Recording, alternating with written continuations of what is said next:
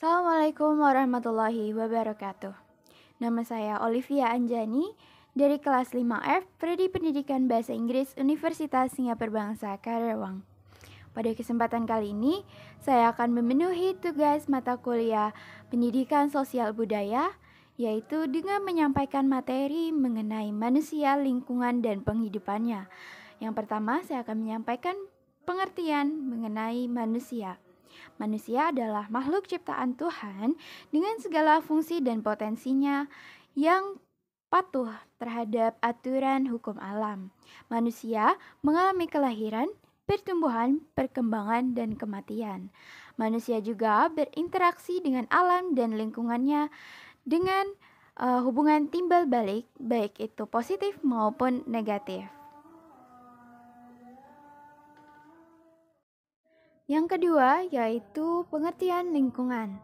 Lingkungan adalah sebuah media di mana makhluk hidup tinggal, mencari kehidupannya, dan memiliki karakter serta fungsi yang khas, yang mana terkait secara timbal balik dengan keberadaan makhluk hidup yang menempatinya, terutama manusia yang memiliki peranan yang lebih kompleks dan real. Baik, berikutnya mengenai korelasi antara manusia dengan lingkungan. Manusia hidup, tumbuh, dan berkembang dalam lingkungan alam dan sosial budayanya. Dalam lingkungan alam, manusia hidup dalam sebuah ekosistem, yakni suatu unit atau satuan fungsional dari makhluk hidup dengan lingkungannya. Dalam ekosistem terdapat komponen abiotik yang pada umumnya merupakan faktor lingkungan yang mempengaruhi makhluk hidup. Di antaranya yaitu tanah, air, udara atau gas-gas yang membentuk atmosfer, cahaya, serta suhu dan atau temperatur. Lalu, yang kedua yaitu komponen biotik. Komponen biotik diantaranya produsen, konsumen, dan pengurai. Selain itu, dalam lingkungan terdapat faktor-faktor di dalamnya yaitu merupakan rantai makanan, habitat, populasi, komunikasi, dan biosfer. Berikutnya yaitu pengaruh manusia pada alam lingkungan hidupnya. Manusia sedikit demi sedikit mulai menyesuaikan diri pada alam lingkungan hidupnya. Komunitas biologis di tempat mereka hidup. Perubahan alam lingkungan hidup manusia tampak jelas di kota-kota dibandingkan dengan hutan rimba di mana penduduknya masih sedikit dan primitif. Perubahan alam lingkungan hidup manusia akan berpengaruh baik secara positif ataupun negatif. Berpengaruh bagi manusia karena manusia mendapatkan keuntungan dari perubahan tersebut. Dan berpengaruh tidak baik karena dapat mengurangi kemampuan alam lingkungan hidupnya untuk menyokong hidupnya.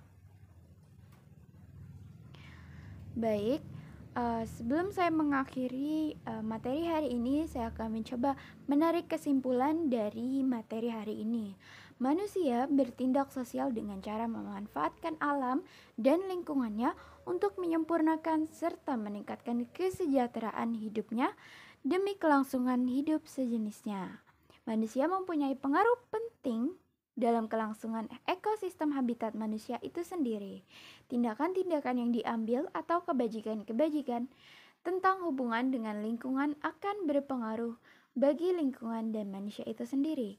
Kemampuan kita untuk menyadari hal tersebut akan menentukan bagaimana hubungan kita sebagai manusia dan lingkungan kita. Hal ini memerlukan pembiasaan diri yang dapat membuat kita menyadari hubungan manusia dengan lingkungan.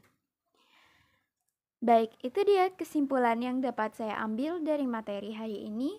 Dan sebelumnya saya akan memberikan saran terkait dengan materi ini.